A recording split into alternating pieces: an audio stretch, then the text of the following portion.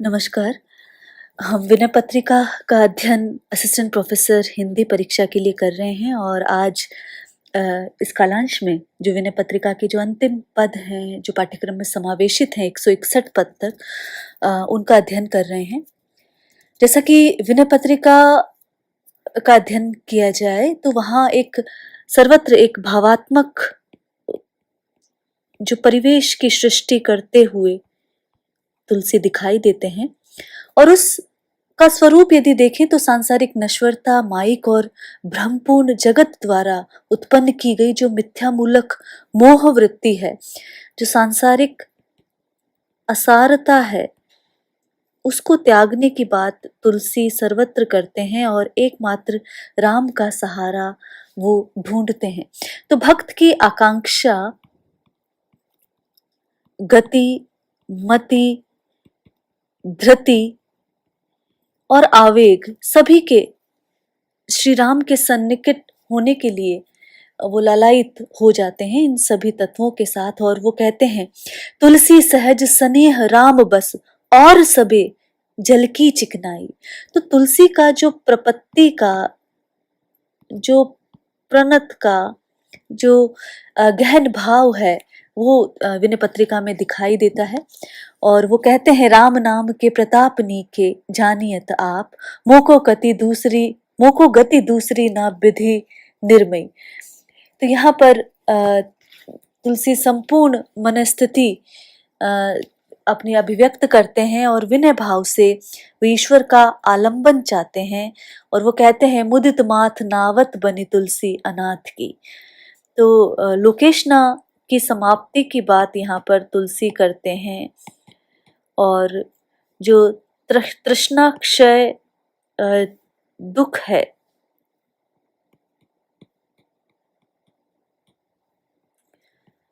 और उसके तृष्णाक्षय सुख है और वीतराग भाव के कारण जो निष्पन्न आत्मराग है वो उसकी मुक्ति की प्रार्थना यहाँ करते हैं। तो तुलसी विनय पत्रिका में ब्रज भाषा में एक निष्ठ भाव से, समर्पण भाव से, प्रभु द्वारा स्वीकार कर लिए जाने के संतोष और समर्पण को अंगीकृत करके यहाँ विनय पत्रिका की सर्जना करते हैं। यदि उसके अंतिम पदों को देखें तो इस पद में जब 157वें पद को हम देख रहे हैं तो वो कहते हैं, से ये सुसाहिब राम सो, सुखद सुशील सुजान सूर सुचि सुंदर कोटिक काम को। से ये सुसाहिब राम सो, सवर्ण की आवृत्ति है सर्वत्र। अनुप्रास आप देख सकते हैं। इस पद का यदि केंद्रीय भाव देखें तो वो कह रहे हैं कि अकारण ही जो सबके हितैषी हैं और निश्चल भाव से स्मरण करते ही जो अपना बना लेते हैं, उन श्री राम के सदृश उपकारी भक्तों को स्वीकार करने वाला अन्य कोई नहीं है। इसीलिए वो पूर्व पद में कह रहे थे, कली नाम काम तरु राम को। तो यहाँ वो कह रहे हैं, से ये सुसाहिब राम सो। तो श्री राम सदृश, राम सो सदृश, तो श्री राम के समान जो सुसाहिब, जो श्रेष्ठ स्वामी है, केवल उन्हीं की सेये अर्थात सेवा की जानी श्रेयस्कर है, ये बात वो कह रहे हैं।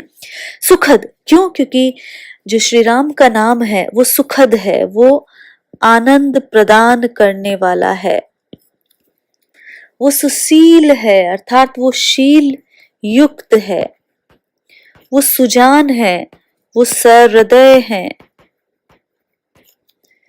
सूर सुचि वो सुंदर है, पवित्र है, शुचिता को धारण करने वाला है, कोटिक काम सु। और वो किस प्रकार सुंदर है कि करोड़ों कामदेव के समान, कोटिक का अर्थ है करोड़ों, करोड़ों कामदेव के समान, सो का अर्थ है समान, सुंदर है। उपमा अलंकार आया है पहली और दूसरी पंक्ति में। सो यहाँ पर वाचक शब्द का प्रयोग किया गया है, इसलिए उपमा अलंकार यहाँ पर प्रयुक्त हुआ है। सारद शेष साधु महिमा कहे, गुणगन गायक साम सो। तो यहाँ पर श्री राम की महिमा का वर्णन शारदा, माँ शारदा अर्थात सरस्वती करती हैं। शेष अर्थात शेषनाग करते हैं। और जो साधु जन है वो उनकी महिमा का गुणगान करते रहते हैं।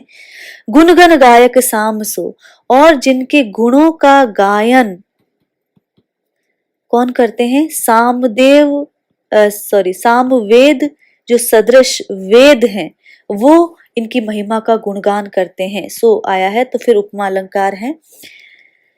तो जिनके नाम का प्रेम पूर्वक स्मरण करके सुमिरी सप्रेम नाम जासो रति चाहत चंद्र ललाम सो, तो जिनके नाम का प्रेम पूर्वक सुमिरन करके शिव, चंद्र ललाम, चंद्र को माथे पर जिसने धारण कर रखा है कौन है? शिव। तो जो शिव है वो भी उनकी आंतरिक रति प्रेमासक्ति जो चाहते हैं उन्हें श्री राम का सुमिरन करना श्रेष्ठ है। तो सुमिरी सप्रेम नाम जासो रति चाहत चंद्र ललाम सो, तो जो चंद्र माँ को माथे पर धारण करने वाले सुंदर देव हैं जो शिव हैं वो भी राम की प्रेमासक्ति सुमिरन करके चाहते हैं, उन्हीं सुसाहिब राम का सुमिरन श्रेयस्कर है। गमन विदेश न लेस कलेस को सकुचत सकृत प्रणाम सो, साखी ताको विदित विभीषण बैठो है अभिचल धाम सो। यहाँ आके कह रहे हैं उन श्री राम को गमन विदेश, विदेश कहाँ, गमन कहाँ किए थे? वो वन में जब गमन किए तो उन्हें लेश मात्र भी क्लेश नहीं हुआ, जरा भी किंचित कष्ट नहीं हुआ, जरा भी क्लेश नहीं हुआ। सकुचत सकृत प्रणाम सो, जो एक बार सकुचाकर प्रणाम करने लेने से ही जो संकोच में डूबा रहता है, जो एक बार मात्र प्रणाम कर लेने पर भी जो संकोच में डूब जाता है, ऐसा देव जिसे प्रणाम कर लिया जाए वो इतने विनम्र है कि उन्हें प्रणाम कर लेने से भी वो सकुचा जाते हैं। तो ऐसा साहिब और कौन होगा?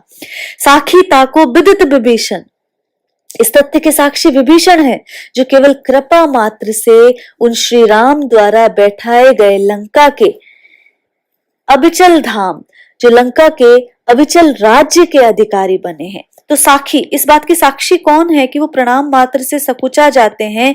क्योंकि विभीषण ने उन्हें प्रणाम किया और उन्हें जो अविचल राज्य जो है लंका का उन्होंने क्षण मात्र में प्रदान कर दिया।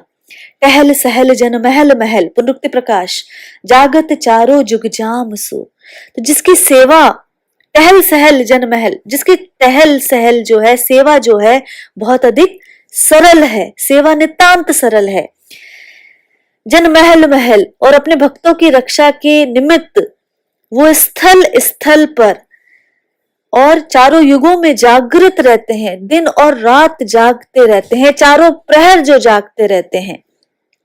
देखत दोष न रीझत, रीझत सुनि सेवक गुण ग्राम सो, तो जो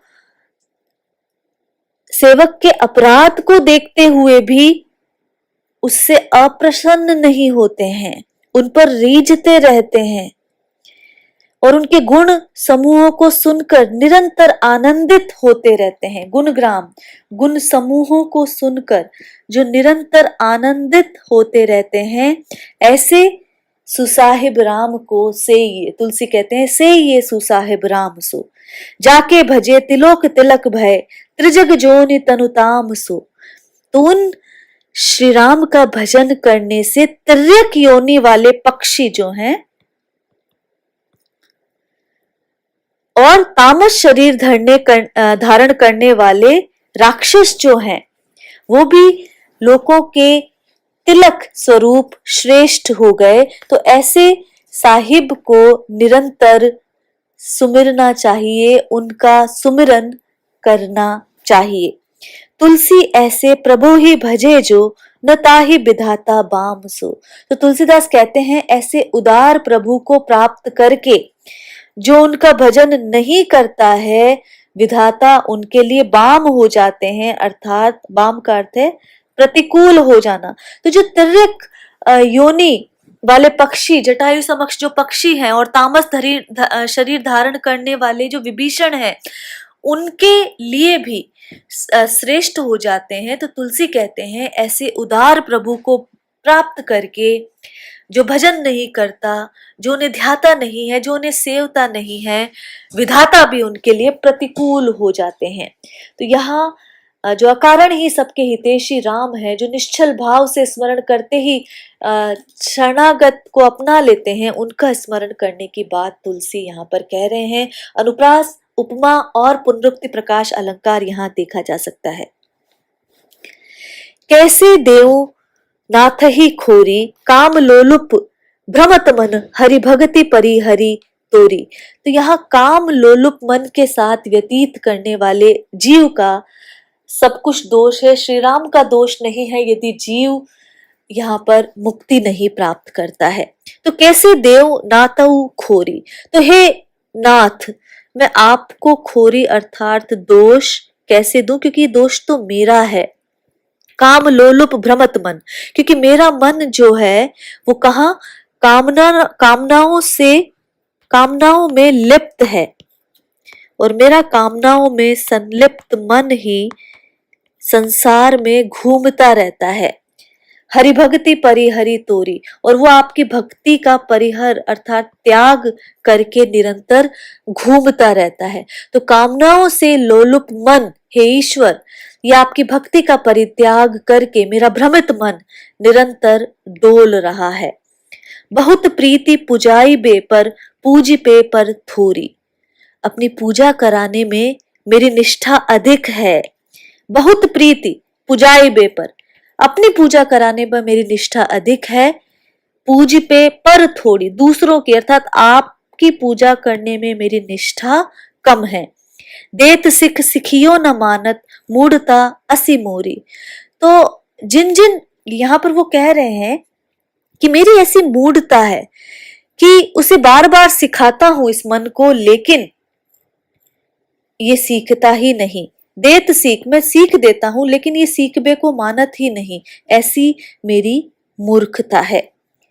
किए सहित स्नेह जे अग हृदय राखी चोरी, जो पाप मैंने स्नेह वशात किए हैं, जिन पापों को अत्यधिक स्नेह पूर्वक किया है, उनको मैं क्या करता हूं, हृदय में चोरी अर्थात छिपा कर रखता हूं। तो ऐसे मैंने पाप बहुत अधिक किए हैं और उनको हृदय में मैंने छिपा कर रखा है। संग बस किए शुभ सुनाए, सकल लोक निहोरी, और किसी के साहचर्य के कारण जो थोड़ा बहुत पुण्य किया है मैंने, उस पुण्य को उनके संपूर्ण लोगों पर निहोरा करते हुए अर्थात आत्ममुग्ध होकर मैं उन्हें बार बार सुनाता रहता हूं। संग बस किए शुभ सुनाए, सकल लोक निहोरी, अर्थात अपने कुछ कार्यों को जो मैं श्रेष्ठ समझता हूं उन्हें बार बार मैं पूरे लोक को सुनाता रहता हूं। करो जो कछु धरो सचि पचि, सुकृत सिला बटोरी, पैठी उर बरबस दया निधि, दम्भ लेथ अंजोरी। तो यहाँ पर वो कह रहे हैं कि जो कुछ मैंने किया है,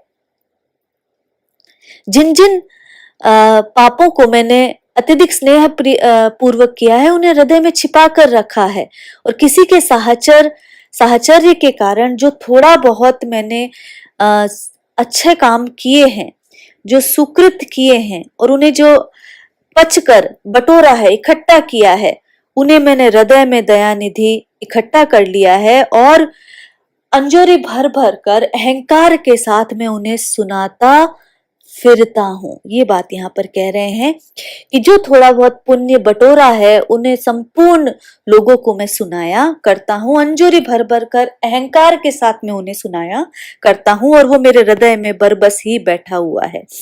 लोभ मन ही नचाव कपीजो, लोभ जो है वो मेरे गले में आशा की डोरी डालकर मन को बंदर की भांति नचाता है। आशा रूपी डोरी रूपक अलंकार है। तो लोभ और मोह जो है आशा रूपी डोरी डालकर मुझे निरंतर कपि की भांति नचाता रहता है। बात कहो बनाई बुध जो बातें श्रेष्ठ वैराग्य तत्व को निचोड़ करके विद्वानों की भांति बर बिरोग निचोरी, तो विद्वान की भांति बातों को बनाकर संवार कर मैं कहता हूं। तो ये जो लोभ है वो गले में आशा की डोरी डालकर मुझे मन में कृपी की भांति नचा रहा है। तो बात कहो बनाई बुध जो, और मैं बना बना कर बातें विद्वानों की बाती कहता हूँ। जैसा कि कोई श्रेष्ठ वैराग्य तत्वों को निचोड़ कर ज्ञान प्राप्त कर लिया है, ऐसा मैं ज्ञान दूसरों को बांटता फिरता हूँ। एते हूँ पर तुमरो कहावत, लाज अंचई घोरे। इतने पर भी, इतने पाप कर्म करने पर भी मैं तुम्हारा भक्त कहता हूँ। मैंने लज्जा को जो है घोल कर मैं पी गया हूं, अर्थात मैं बिल्कुल निर्लज्ज हूं।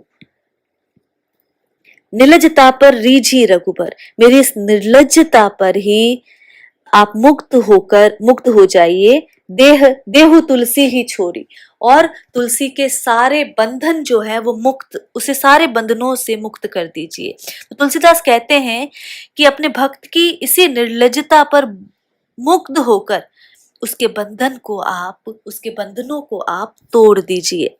तो यहाँ पर काम, क्रोध, लोभ, मोह आदि में संसक्त होकर जो जीव जो है अपने स्वरूप को भूल गया है और अस्मिता राग से वशीभूत होकर वह सत असत का विवेक खो बैठा है, ये बात तुलसी यहाँ पर कह रहे हैं। खोरी देना, यहाँ एक मुहावरे का प्रयोग तुलसी ने किया है। खोरी का अर्थ है, ब्रजभाषा में अवधि के समान दोनों में ही प्रयुक्त है ये, और उसका अर्थ है दोष देना। इसी तरह हृदय राखी चोरी, दम्भ लेती अंजारी, इन सभी मुहावरों का प्रयोग तुलसी ने यहाँ पर किया है। अगला जो पद है उसमें वो कह रहे हैं, हे प्रभु मेरो ही सब दोषु, कि हे प्रभु सब दोष मेरा ही है। शील सिंधु कृपालुनाथ, अनाथ आरत पोषु। आप तो शील और मर्यादा के सागर हैं, कृपालु हैं, अनाथों के आरत हैं, नाथ हैं, और उनका पोषण करने वाले हैं। तो इसलिए सारा जो दोष है वो मेरा ही है, और आप तो आर्त जो जन हैं उनके रक्षक हैं, आर्त जन के रक्षक हैं, सभी की रक्षा करने वाले हैं। और यदि जो दोष कुछ बनता है, जो मुझ पर दया आप नहीं कर रहे हैं, तो मेरो ही सब दोषु। बेस बचन विराग मन अघ, अवगुणनी कोसु। तो मेरा प्रेम जो है वो कुसंगति से और पापों से जुड़ा हुआ है। वो बात ये कह रहे हैं कि मेरे वेश और वचन से वैराग्य प्रतीत होता है मेरे मन से, लेकिन ऐसा नहीं है। मेरा मन क्या है? अघ और अवगुणों से भरा हुआ है, उसका आगार है, उसका कोश है और उसका खजाना है। अर्थात मेरा मन जो है वो अवगुणों का आगार है, अवगुणों का कोश है। राम प्रीति प्रतीति पोली, कपट करतब ठोसु। तो राम की प्रीति और प्रतीति अर्थात श्रद्धा और जो प्रेम है वो मेरा राम के प्रति खोखला है, लेकिन कपट करतब ठोसु, लेकिन जो कपट है, जो छल है और जो वो आवरण जो है वो मेरा ठोस है। राग रंग कुसंग ही सो, साधु संगति रोसु। मेरा प्रेम और आनंद पूर्ण कार्य किससे जुड़ा हुआ है? कुसंगति से, लेकिन मैं साधुओं की संगति से क्रोध करता हूं, रोष करता हूं, मुझे विरक्ति है। चहत के हरि जैसे ही सेई, श्रगाल जो खरगोश। मैं खरगोश की भांति श्रगाल की संगति धारण करके, गीदड़ की संगति धारण करके सिंह सदृश यश प्राप्त करना चाहता हूं। तो मेरे कुकर्म है, मुझ में बहुत अवगुण है, तो दोष सारा मेरा ही है। शंभु सिखवन रसन हूं, नित राम नाम ही घोषु। तो शिव जी की ये, शंभु अर्थात शिव, शिव की ये शिक्षा है कि जिह्वा से निरंतर श्री राम नाम की रट लगाए रहूं। दम्बहु कलि नाम, कुंभज सोच सागर सोसु। लेकिन कलयुग में दंभ से, अहंकार से लिया गया श्री राम का नाम भी अगस्त्य की भांति शोक रूपी सागर को पी जाता है। सोच सागर, शोक रूपी सागर, रूपक अलंकार है। मोद मंगल मूल अति, अनुकूल निज निर्जोसु। राम नाम प्रभाव सुनी, तुलसी हु परम परितोषु। तो श्री राम का नाम आनंद तथा मंगल की जड़ है, मोद अर्थात आनंद, और मंगल की मूल है, जड़ है, अति अनुकूल है, वो बहुत अनुकूल है, निज निर्जोसु, और इसी प्रकार स्वयं भक्त के लिए सर्वथा अनुकूल है, शांतिदायक है। राम नाम प्रभाव सुने तुलसी ही परम परितोषु, और श्री राम नाम के इस प्रकार के प्रभाव को सुनकर मुझे परम परितोष है अर्थात संतोष है। तो ये बात तुलसी कह रहे हैं। यह चहत के हरि के जस ही सेई श्रगाल जो खरगोश, तो क्या खरगोश चार की सेवा करके सिंह का यश प्राप्त कर सकता है? नहीं, ये बात यहाँ पर कहना चाह रहे हैं। दम्भहु कलि नाम कुंभज सोच सागर सोसु, तो कलयुग में दम्भ भाव से श्री हरि का नाम अगस्त्य ऋषि की भांति है, जो मनुष्य के शोक रूपी समुद्र को पी जाता है। रूपक, उपमा और अनुप्रास अलंकार यहाँ पर देखे जा सकते हैं, ब्रजभाषा में रचना हुई है। आगे तुलसी कह रहे हैं, मैं हरि पतित पावन सुने, कि मैंने सुना है, कह रहे हैं वो वाक चातुर्य के बल पर राम से बात कर रहे हैं, और वो कह रहे हैं कि मैंने तो सुना कि जो ईश्वर है वो पतितों का, दीनों का उद्धार करने वाले हैं। तो मैंने तो सुना है ऐसा कि मैं हरि पतित पावन सुने, कि मैंने श्री हरि को पतित पावन के रूप में सुना है। मैं पतित, तुम पतित पावन, दो बानक बने। मैं पतित हूं, तुम पतितों को पवित्र करने वाले हो। इस प्रकार दोनों के अपने अपने बाने हैं।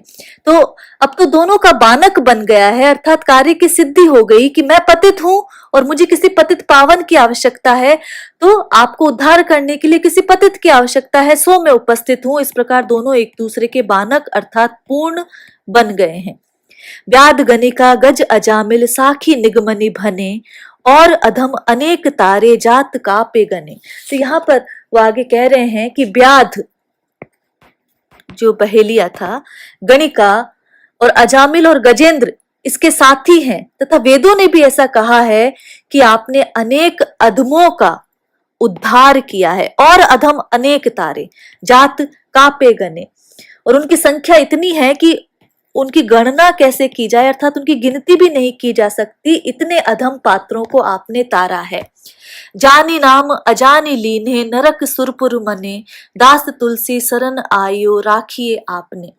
तो यहाँ पर कह रहे हैं कि समझ और भूल में भी नाम ले लेने से जो नरक सुरपुर बन जाता है, स्वर्ग बन जाता है, अर्थात नरक की मनाही हो जाती है, उसी ईश्वर की शरण, दास तुलसी शरण आयो, ये भक्त तुलसी आपकी शरण में आया है, राखिए आपने, इसे अपना बनाकर आप रखें। तो जीव को माया सक्त होने के कारण पतित तथा ईश्वर को शुद्ध जीव का अंश होने के कारण पतित पावन नाम से तुलसी ने यहाँ पर पुकारा है। और भक्ति को सामान्य जनजीवन से जोड़कर तुलसी यहाँ पर सरलीकृत कर देते हैं। इसलिए ये यहाँ पर पद कि मैं हरि पतित पावन सुने, तो यहाँ पर अतिशयोक्ति, वृत्त्यनुप्रास और छेकानुप्रास अलंकार यहाँ पर प्रयुक्त हुए हैं। आगे जो पद है उसमें तुलसी कह रहे हैं तोसो प्रभु जो पे कहू को हो। तो यहाँ पर वो कह रहे हैं कि श्री राम का जो महात्म्य है और उनके प्रति जो संसक्ति है उसका विभिन्न दृष्टांतों से यहाँ चित्रण कर रहे हैं। और तुलसी कह रहे हैं कि यदि तुम्हारे दृश्य सदृश तो सो प्रभु, तुम्हारे सदृश कोई अन्य स्वामी होता तो मैं क्यों कर पूर्णतः अनादर सहकर भी तो सही निपट निरादर निस्दिन, कि तुम मुझ पर दया नहीं कर रहे हो इसलिए मेरा निरादर हो रहा है दिन और रात, लेकिन फिर भी आप ही का नाम मैं लेता रहता हूं और रट रट कर किसी प्रकार भी वो नाम घटता नहीं है, नष्ट नहीं होने देता हूं। तो यदि तुम्हारे सदृश कोई अन्य स्वामी होता तो भला क्यों कर मैं पूर्णतः अनादर सहकर भी निस्दिन दिन और रात तुम्हारा ही नाम लेकर रहता।